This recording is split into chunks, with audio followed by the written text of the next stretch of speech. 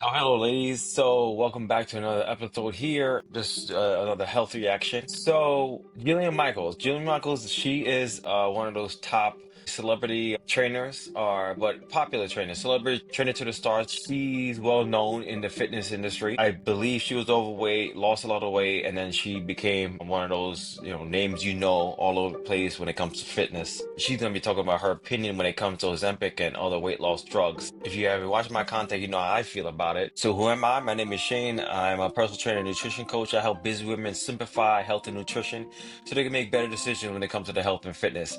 So if you can, please subscribe to the channel. I got a lot more content coming like this. All right, so let's get into it. Well, look who's here now. Jillian Michaels joins us again. Great to see you again, Jillian. Thanks for coming back. Great to see Okay, you. so we're banning all food dyes and seed oils. What else do you want to see banned? Well, this falls under the category of what we call the GRAS rule, or the generally recognized as safe rule, which is a loophole in the FDA that allows roughly 10,000 chemicals into our food here in America, 9,000 plus of which are banned in pretty much every other part of the developed world. And from hearing that alone, it may be okay, 100, I guess that'll be okay.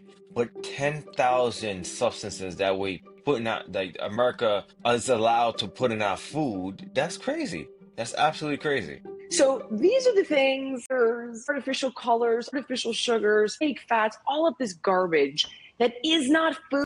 And on a side note, didn't mean to cut her off, but some of the stuff that they actually put in actually promote addiction to whatever food it is. It actually promotes it. That's actually, something that a lot of people don't know. Food, I personally and other MAHA advocates like myself would like to see come out of the food. Because it's one thing to ask people to take agency. Of course, it's like, let's work on eating a little bit less. Let's work on moving a little bit more, prioritizing sleep and stress management. But this kind of stuff needs to come out of the food. But if you took that stuff out of the food, it wouldn't taste so good, would it? He's right. It absolutely would. It absolutely would. You could use real sugar. Now, listen, do I want people eating a ton of real sugar? No, I don't. But it's better than high fructose corn syrup. You could use real grains, not genetically engineered grains covered with pesticides, fungicides, herbicides, and chemical fertilizers. What you have to understand is that so many of these chemicals are in the food so that they last on the shelf longer, so that it's cheaper to produce. And yes, some of them are about targeting the bliss point in our brain and getting us to eat more. But I promise you, food tastes just as good in Europe, if not better, and it's better for you. Okay, I was brought up on British food, which, let's not discuss that. Jillian, I'm going to change the subject for a second here. I know you've been talking to your Beverly Hills plastic surgeon about what Ozempic can really do to your body. Fill us in. What can Ozempic really do? Let's hear her opinion about it. I went in for a routine Botox injection. Like that. I'm a health expert, but I'm not a nun, for goodness sake. And he always downloads me kind of on the latest and trends of what's going on in skincare and health and what he sees in his office. And he was just basically unloading on me about how he's noticing some of his patients, obviously he did not name names, some of his patients on Ozempic are not healing properly. The skin doesn't just look older, it's behaving older. And I looked into it a little bit because I thought, okay, this is crazy. This is obviously more than just, we're losing some subdermal fat.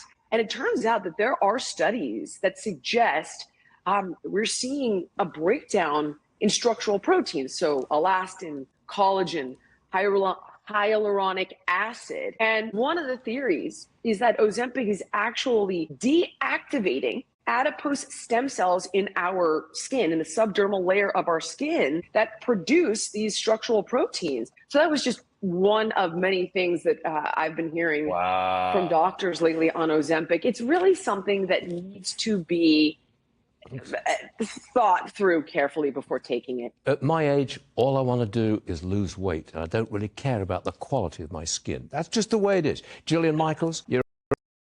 So I like the fact that he was being honest, and that's probably like maybe 50, if not more, percent of the people, that's what they think. They just want to lose weight, they don't care. But that's actually interesting, because I feel like when we don't eat enough, or we're not active enough and doing certain things, we age a lot faster. So you can be 30 years old, but your body and habits and everything is more like a 40-year-old or even 50-year-old. I work with clients, man and woman, and they're this age, but I'm surprised that they can't do certain basic, not basic, but certain things, altogether. And I mean, it happens. Not moving enough is pretty much, and I use this analogy all the time.